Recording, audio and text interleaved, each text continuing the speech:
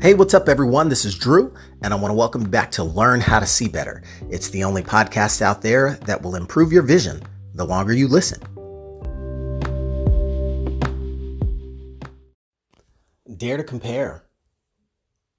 At every stage of success, even at different stages of failure, there is the potential to fall into the trap of comparison.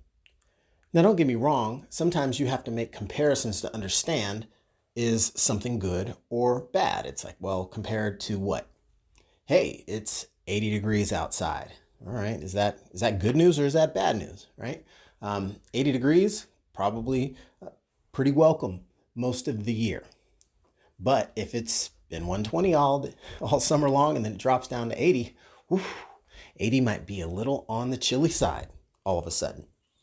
Now, that's a facetious type of example, but when you talk about comparisons, I'm actually getting into how we can compare ourselves with others, how we can compare ourselves with ideals, how we can compare ourselves with ideas that might not even really stand up well in reality. And so there's good and bad that can come with that because we tend to use comparison almost as a drug or a fix, right? If you compare yourself to someone else, and maybe it's a board game or some game where you're counting and accumulating points. If you have more points than the other player, then you feel good compared to them, right? But are you comparing yourself to the high score? No, you're just comparing yourself to the next participant, right? So when we look at the comparison to things, even when we're doing well, it can easily be dwarfed potentially by negativity.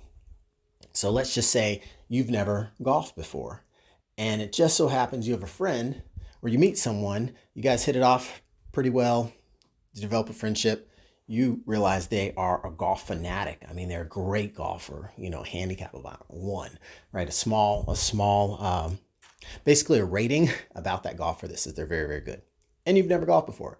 You guys go out, decide to play 9 holes for fun, and the person just crushes it that you're playing. They're getting holes in ones, birdies, and all these golf terminologies that means, you sink your putts, you hit the ball well, you achieve your objective. Now, you might be out there all day long, swinging and missing, when I'm talking about the club and the ball, completely with the bat, with the club. And you're sitting there scratching your head thinking, oh my gosh, it's so difficult. And then finally on the last swing of the day, you make connection with the ball and you feel so good. Wow, I've gone from just the worst of the worst to just really bad. Look at that progression in only 9 holes. Great advancement in my skill set.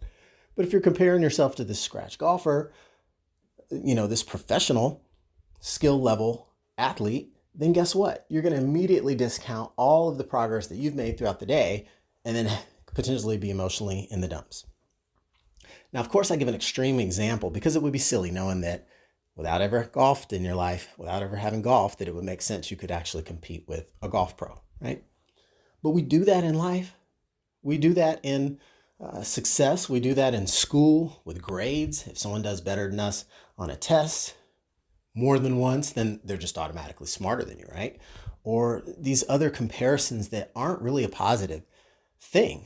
And we have to make sure that we don't get lost and stuck. And when, I say dare to compare because it's almost as though, you come up with an acronym for the word, dare, because they're really dangerous accusations that can ruin everything.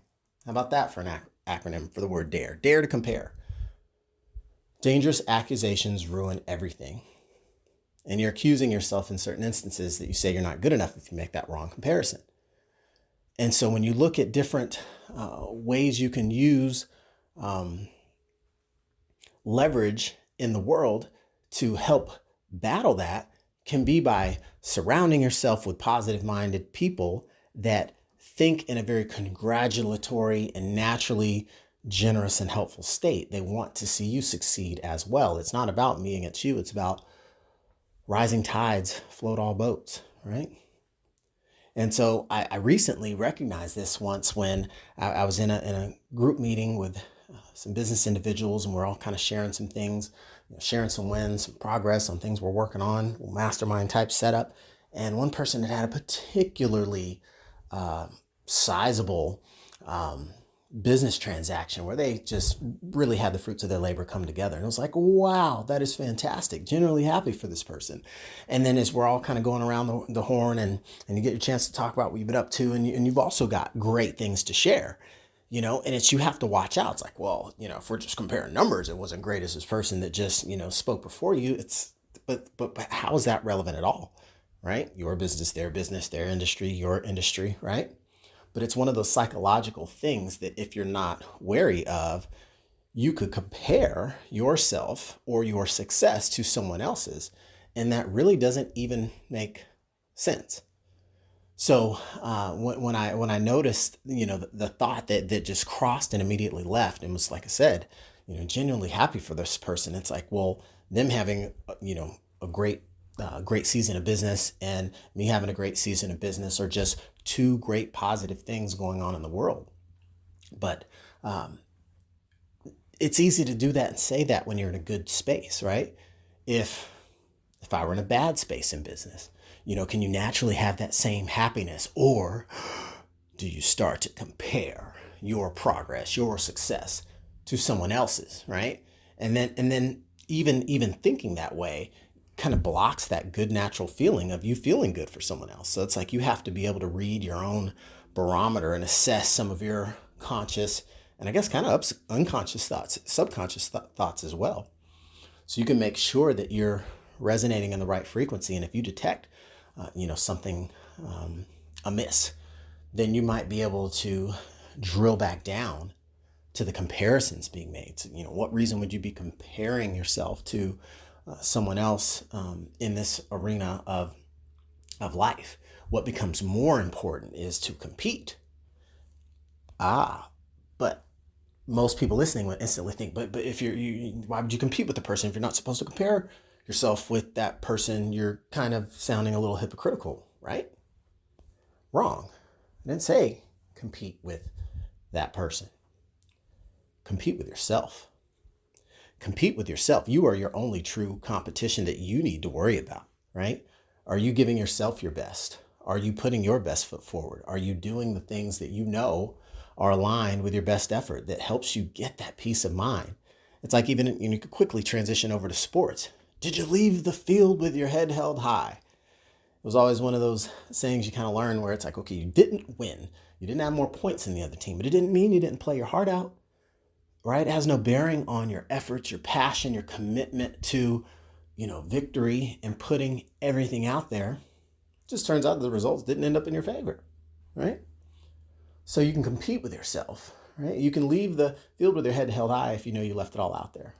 100% all in. Yeah, did everything I could, just got outmanned, outgunned, whatever the case may be. Chips didn't fall in my favor. We'll get them next time, right? So when you can compete with yourself, that's really, you go back and run the tapes. You reflect on what happened, kind of go through the paces. Is this a skill thing, an attitude thing, an endurance thing, right? A stamina thing, a strength, power, agility, speed, mindset, skill, whatever. So the idea being those comparisons, so dangerous. But when we reframe our outcomes and use those as just information and feedback from the universe about our performance, we can use that to compete with ourselves. Okay, I got some good insight here. Okay, in this race, you got beat by, 10 feet. Okay, what attributed to that? Were you down the whole race, or were you down only at the end or only at the beginning, right? Did you have any part of the race you were in the lead, or was it close? These are things where you can start to compete with yourself and start to look at, all right, based on what I know, these are the strengths of how I run my race. That's when you really tap into the right energy space, because you're working on what can you do about you to make you better when you compete with you.